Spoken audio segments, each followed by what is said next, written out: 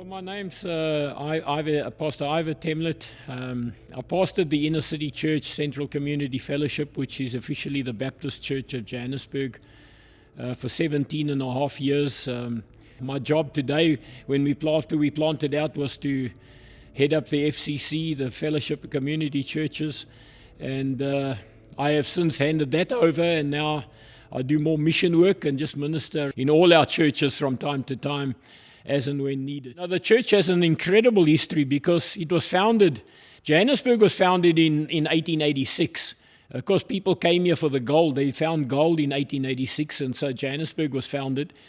And some missionaries came out from the UK and established the Baptist Church of Johannesburg in 1886. A lot of the guys that were on mining weren't around with their families. They became alcoholics. All they could do on their time off was drink. And so one of the pastors around that time, Pastor Kelly, who was pastoring this Baptist church, had a heart for these alcoholics and began to work with them and just minister to them, which grew to such an extent that in 1896 he resigned the church as the pastor and started a home called Kelly's Home for Alcoholics and Down and Outs.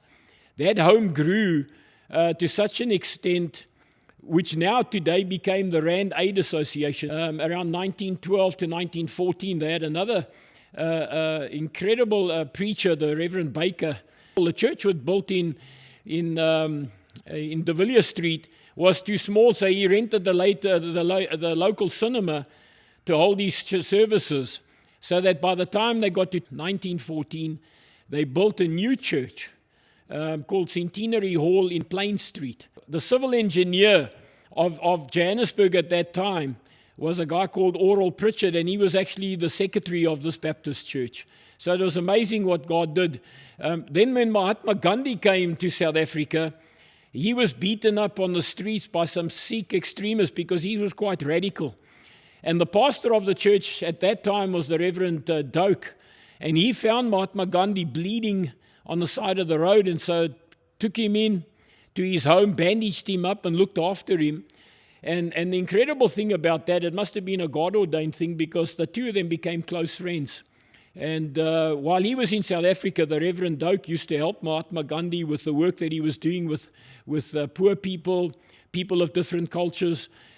He would do the printing that Mahatma Gandhi wanted for columns that he wrote in the newspapers and other booklets that he produced. In 1957, the church moved from the inner city, right in the inner city, to Hillbrow Joubert Park area. They became known as the Central Baptist Church because they planted other Baptist churches. The single inner city church, which was the main Baptist church in Johannesburg, began to plant out churches, Baptist churches, and most of the Baptist churches in Johannesburg, if you come across a Baptist church in Troyville, Parkhurst, Rosettenville Park, Alberton, it doesn't matter which suburb, most of those Baptist churches were planted by this Baptist church that was in Hillbrow Joubert Park area. My dad pastored the church from 1970. He was there from 1968 to 1980, end of 86, but he became the senior pastor in 1973. And probably in the late 90s, we used to do a lot of outreaches. I was a young man. We used to do a lot of door-to-door in the inner city and have Bible studies because that's how the Baptist church operated. But then my dad felt as the church in the 1980, when they started to flow with the Holy Spirit, because my dad had an encounter with God and with the Holy Spirit, and so he started to flow, and eventually he took it to the church, but they felt at that time that things were changing where churches weren't Baptist churches to have home cells. And so he started some home cells, and I think he was in the inner city in a difficult time, but they had a few home cells and that they planted out, and people would start attending home cells that came to the church, which made it easier than having a Wednesday night Bible study. People began to discuss the Sunday message on a Wednesday night, but in a home group. By the time 1984 came, they felt that God had said to them they need to leave the Baptist Union or the Baptist Union of Southern Africa and join Hatfield and there were some other Baptist churches that same year that left the Baptist Union and formed a network of churches. And so they joined that network, and that's where the name changed. They kept the original name, and that's why that inner city church is still the Baptist Church of Johannesburg. But they changed the name to Central Community Fellowship. It was at that time that I came in to join my dad in 1986, and then he felt that his time was up at the end of 1986, and the church asked Hillary and I to take over from 1987. And with my wife and I taking over, the church began to grow. God just began to do something. In fact, when we took over, we would understand it was still the 80s. The new government hadn't come in yet. Hillbrow became a grey area where people of colour and other cultures started to move in. It had been a white suburb up until then, but in the mid-80s, the Indian folks started to move up from Durban and were moving into the flats in Hillbrow, and every now and again the police would raid those flats and dump their belongings on the pavements outside. And I began to, as I used to walk the streets, began to develop a relationship and help these folk.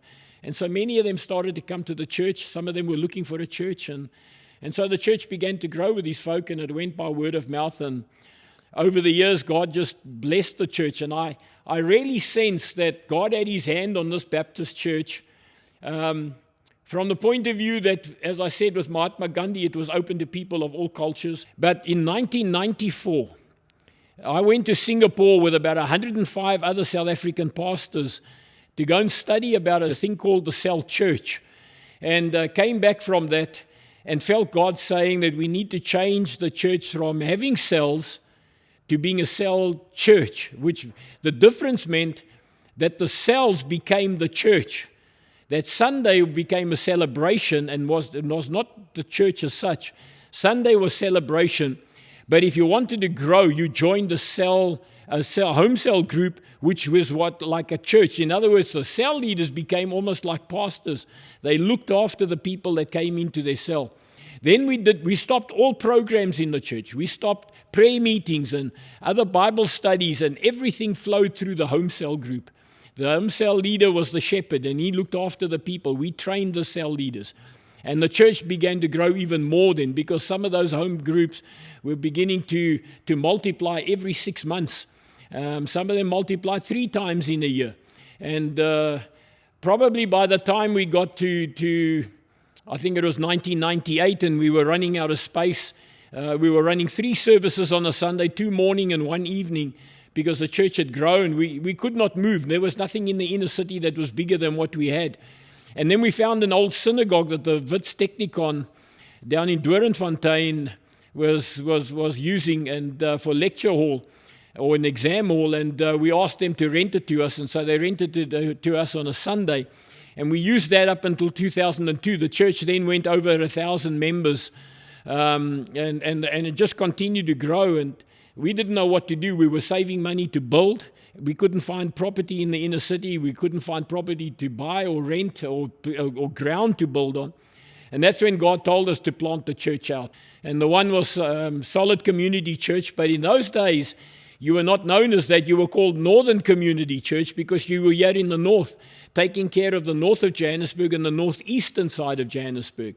One we planted in Kensington, which became Kensington Community Fellowship. And the third one we planted in Benoni, which became, they didn't want to be known as Eastern Community, so they called themselves Eagle Community Fellowship. And those were the 3 churches we planted out from Central Community Fellowship. When Pastor Chris and Sandy came in, the leaders felt that the church's name was a bit dull, which everybody agreed with, I think all of us. And they came up with a name called Solid Community Church. And so the name was changed to Solid Community Church. They were meeting in the local primary school hall in Buccleuch. And after about, I think, a year or 2, they were asked to vacate that property. And the church found another school property in Modderfontein, on a Christian school property, and were renting the hall there. And they rented that hall right up until they moved back to Buccleuch in 2014. I think it was either end of 2013, beginning of 2014. But during the time of Pastor Chris and Sandy, they kept looking for ground or looking for property to buy. to build a church or to buy a church, and struggled for years, but eventually found this ground and this property that they're on right now, 1 Vanessa Road in Buccleuch. They found this house, old house with a huge stand, and felt that God had said this was the place to buy, and so they bought this property in the late 90s, and had it here. They used it for a couple of functions because we were still based at Modderfontein. After Pastor Chris and Sandy left the church, the leaders felt that the church needed to relocate back to the new site, because if they were going to build here, they needed to be working with the people in the Buccleuch area and suburbs related to Buccleuch if they were going to build the site. So they moved back here, set up a tent, and laid a foundation. And so they've been in that right up until now in 2020. Where are we? 2022. They came into this place. All the time that we've been here, getting plans drawn up, plans passed to build a church, which you can see in the background, the building or the model of the church that was drawn and the plans that were made for this church. And the church has continued to grow. The church continued to do home sales. Home sales became a word that everybody was so used to. So to breathe new life into it, we changed it to life group. And I think the life group has had an even bigger impact and a better impact by not just changing the name, but also changing some of the way they do groups on a Tuesday night or a Wednesday night when they meet together in the different areas where they are located. And so the church has just continued to grow from there. Pastor Mikey and Jennifer came in. They'd been ordained under Pastor Chris when they were in Modderfontein. And then they came in when we moved here, and they've been leading the church. Pastor Emmanuel and Shana joined them. Yeah, they were leaders in the church and joined them as pastors a few years ago and have been helping them. And so the church is where it is today, getting ready to break ground to launch out into their new building, which hopefully will be built soon.